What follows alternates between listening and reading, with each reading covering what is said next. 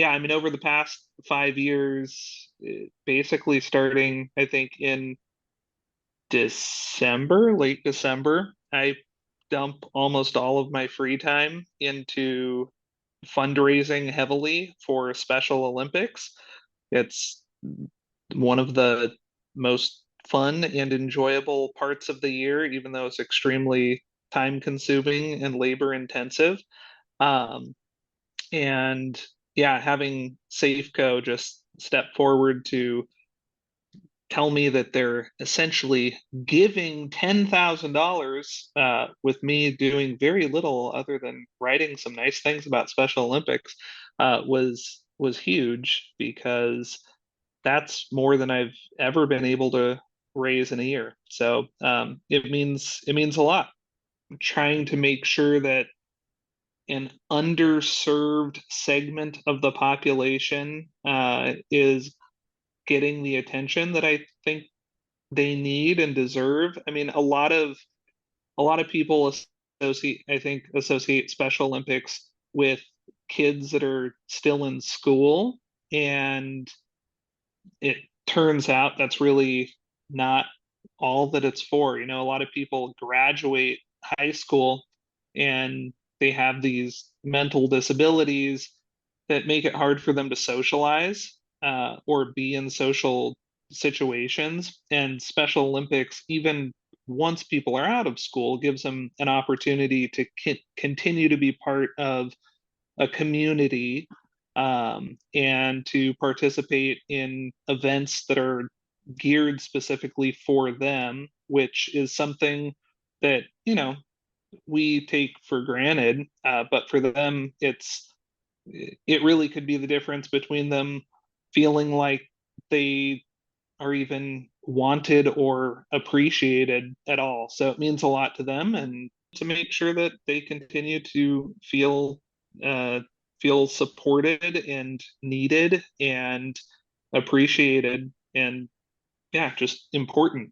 This money just helps us continue to provide year-round sports opportunities to our athletes free of charge. And so a lot of people don't know, but our athletes don't pay to participate. So all of the money comes from fundraising and different events like the Penguin Plunge for them to be able to compete year-round.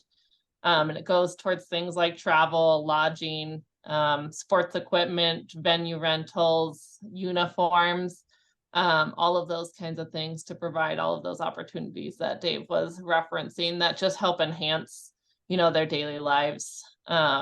Because although we do serve athletes from the time that they're 8, and we actually do have young athletes programs, that's like a pre-competition group, but a majority of our athletes are actually adults. And so this is just huge in their life.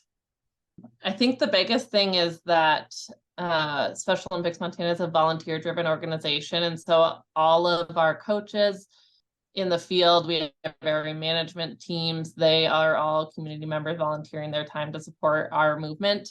And so there's always something, whether it's a day of event or if you want to get more plugged in and coach and help with training that way, there's always ways to volunteer, or you can be someone like Dave and join in our fundraising efforts, whether it's the plunges or we do lots of other community fundraising. And so there's always something for everyone if they want to get involved, or even just coming out and being, a spectator at our competitions and being fans in the stands. I think that success looks like just creating an inclusive world for all people to thrive in. And so I think that we do that through the avenue of sports.